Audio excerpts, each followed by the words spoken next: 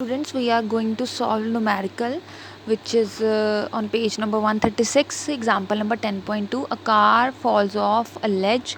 ledge बेटा आप देखिए कि जैसे यहाँ पे ग्राउंड है, यहाँ पे ग्राउंड है, बीच में कोई नदी बह रही है या कोई वैली है, गाड़ी यहाँ से जंप करके यहाँ पहुँच जाए तो इस तरह का जो है होता है उसको लेज बोलते हैं। तो इस तरह से टाइम लगा उसे 0.5 सेकंड का इस चीज़ को पार करने के लिए और ग्राउंड पे वापस आने के लिए। स्पीड कैलकुलेट करना है हमने, एवरेज स्पीड को कैलकुलेट करना है और हमने high is the ledge from the ground ये देखना है कि ग्राउंड से ये कितना ऊंचा था जगह।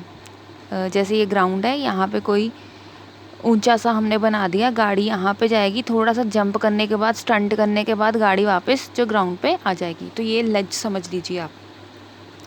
गिवन चीज़ों को लिखेंगे, सेकंड्स दिया हुआ है, टाइम दिया हुआ सेकंड्स में, इनिशियल वेलोसिटी 0 है and acceleration due to gravity हमारे पास 10 दिया हुआ है एंड कार की एक्सेलरेशन कितनी है हमारे पास, acceleration is not given. Yes, acceleration is not given but आपको ये जी की वैल्यू दी हुई है और जी को मैंने आप पिछले न्यूमेरिकल में भी बताया था ए के इक्वल लिख सकते हैं। तो जो ए की वैल्यू होगी वही यहाँ पे क्या हो गई, जी की वैल्यू होगी।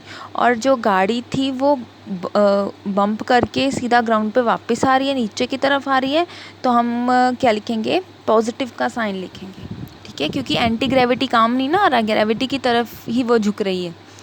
तो स्पीड निकालेंगे, स्पीड निकालने के लिए हमारे पास ऐसा कौन सा फॉर्मूला है जिसमें ए भी आए। तो बेटा आपने ना मोशन वाले लेसन में ये 3 फॉर्मूले किए थे, जिसमें से फर्स्ट वन था v equals to you plus A T.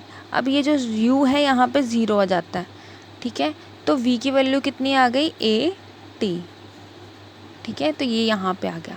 अब a की वैल्यू लिखेंगे, t की वैल्यू लिखेंगे, ये हाफ लिख दिया उन्होंने, मतलब एक सेकंड का हाफ है ना ये 0.5, इसलिए यहाँ पे हाफ लिखता है, आप 0.5 भी लिख सकते हैं। देखिए करा मल्टीप्लाई, यहाँ से 10 से 10 कटिंग हो गई और ये हमारे पास आंसर आ गया 5। अब हम सेकंड कैलकुलेट करेंगे। हमें सेकंड कैलकुलेट करने के लिए क्या दिया हुआ था, एवरेज स्पीड दिया हुआ था, कितने टाइम में, 0.5 सेकेंड्स में।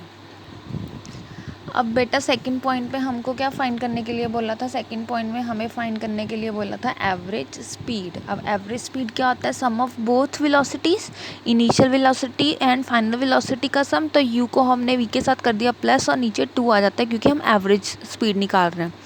यू की वैल्यू 0 थी, वी की वैल्यू हमारे पास 5 हमने अभी फर्स्ट में कैलकुलेट करी है, इनको प्लस करके और डिवाइड करके 2 से हमारे पास आ गया 2.5 आंसर। अब नेक्स्ट हमें क्या दिया था, हमें हाइट निकालने के लिए हाई बोला था, ग्राउंड कितना, लेज जो है वो ग्राउंड से कितना ऊंचा है। अब देखिए हमारे पास वही हम 3 फार्मूलाज की तरफ जाएंगे। फर्स्ट वन था v equals to you plus A t, second one था s is equals to U T plus half A T square and third one से v square minus u square equals to 2as। अब देखिए कौन सा formula लूँ, यहाँ पे भी एस आ रहा है, यहाँ पे भी एस मीन्स डिस्टेंस ही होता है ना, तो हम इन दोनों फार्मूलाज में से कोई एक लेंगे, हम फर्स्ट वन यूज़ नहीं करेंगे।